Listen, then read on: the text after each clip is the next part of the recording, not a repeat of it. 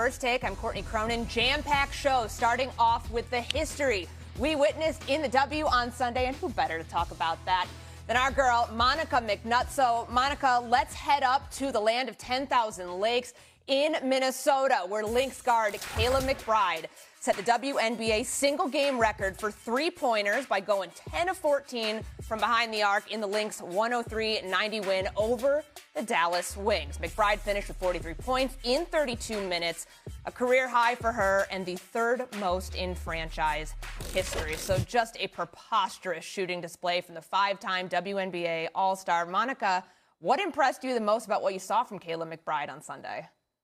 I mean, obviously, Courtney, she hit the shots. It was a shooter's paradise, if you will. But I think a lot of that is a byproduct of how good this Minnesota Lynx squad is. And they did a fantastic job of finding her. She continued to catch the ball in rhythm, and that shot is so pure. But Kayla McBride has been a terrific shooter in this league for a very, very long time. And this year is really enjoying the spoils of the riches in terms of how good this Minnesota Lynx team is all around. But I just really, really love that she got to have this moment and really get the shine I think she deserves as a terrific veteran in this league. And this is a team that has been on a tear this season, so much so without their star and their captain in Nafisa Collier. She comes back, and they still have the best record in the W. But another player I want to drill down on here, Monica, in the midst of her own breakout season, is Olivia Miles. So we know at this point, shoo-in for Rookie of the Year, has the second shortest odds in the MVP race, according to DraftKings. So behind A'ja Wilson, there's the rookie. Rookies don't typically win this. So how do you view the MVP race at this point and size up where Miles fits into that? You know, Courtney, this one has really been causing me to lose a little bit of sleep as of lately. Now, right now, if I had to give the award out today, I'd give it to A'ja Wilson. She is the best all-around player in the league, averaging 26 and 9 this year. And the Aces are right there in terms of this overall title hunt.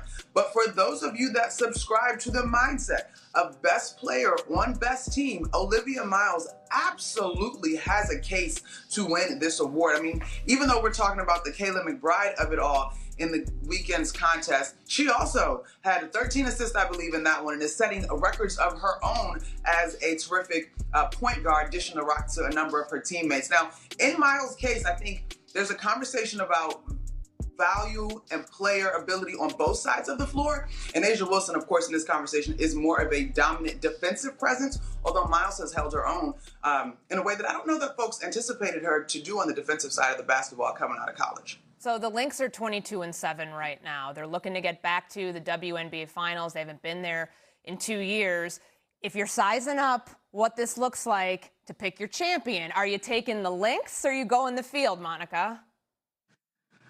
I still got to go the field, Courtney, and let me explain why. The Lynx, I do believe right now, are probably about a shoulder's length ahead of the rest of the pack. But when I look at the field, it's not just the Aces that I think could potentially upset the overall mission for the Lynx, right? This Valkyrie squad has the best defense in the league. The Atlanta Dream are getting healthier, and they can attack you in a number of ways, and they've got terrific size as well. Of course, there's the Fever and their potent offense, and the Liberty also have veterans that have been to the mountaintop, and if they can put it together, what does a postseason run? The other wrinkle, Courtney, that I think is important to note this year is when the WNBA takes the fever break in September for about a 2-week stretch, there are teams who have different amounts of players who will have commitments. For example, the Aces, their entire big three is going to play. For the Liberty, you've got Caitlin Clark that is going to go play, or excuse me, for the Fever. You've got Brianna Stewart for the Liberty. And when you look at the Lynx, it's just going to be Nafisa Collier, who you could argue is going to use that time to get back to her full self. So we'll see. I think there's a lot happening in the WNBA this year. It's a really great time to love the game.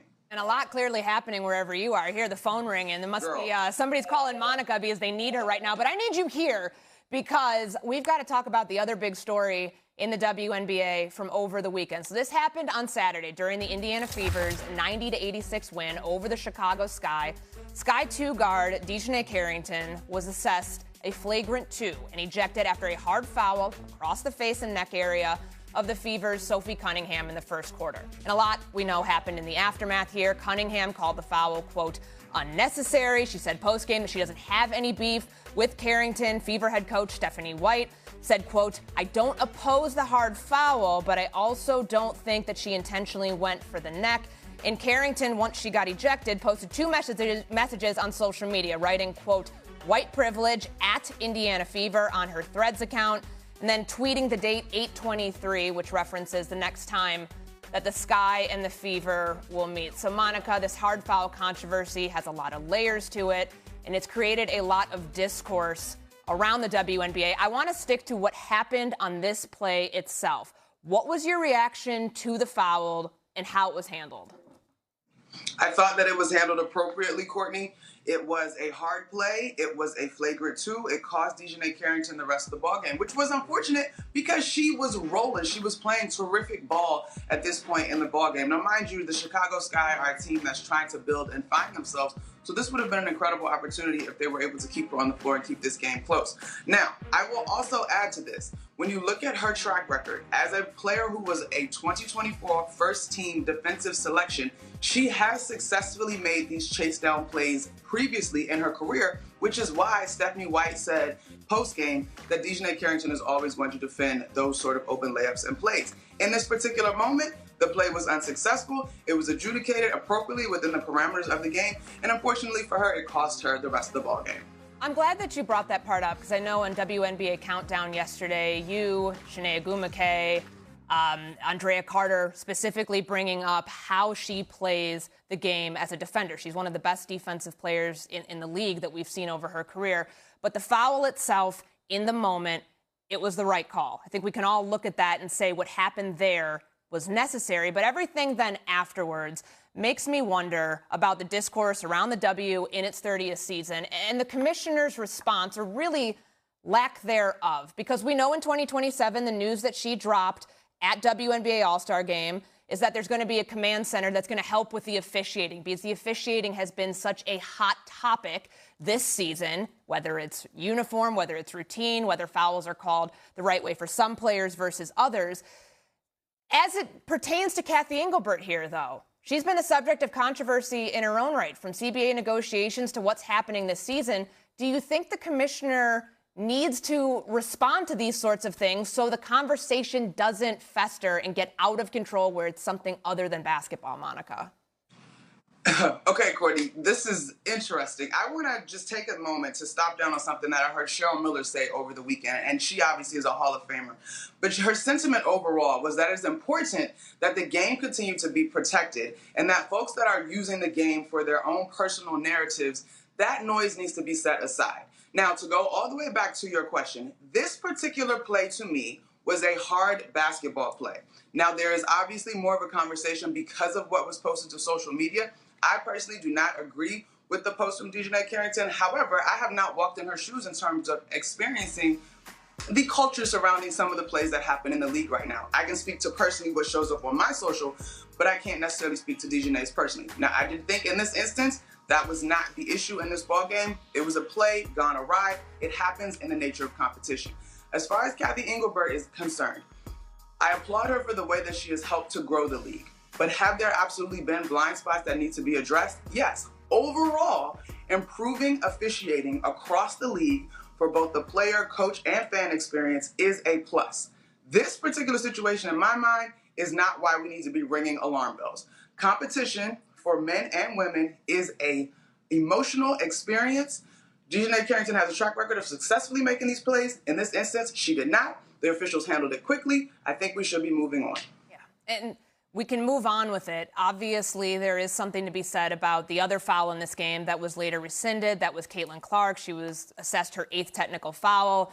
The Fever appeal it very quickly. That ruling gets overturned. She won't be suspended. She won't face a fine. But naturally, the conversation has become something that's other than basketball by certain parts of fan bases, whether you're a W fan or not. But it is something that was a part of a big weekend here in the W. But there is something else I want to get to, because you mentioned the Aces as a team that you're looking at as a favorite to win the title once again. On Sunday, they rested 3 of their starters, headlined by Asia Wilson. Highly anticipated matchup here against the Liberty. So Liberty go on to blow out Vegas by 40. And Becky Hammon explained her decision to rest her stars after the game.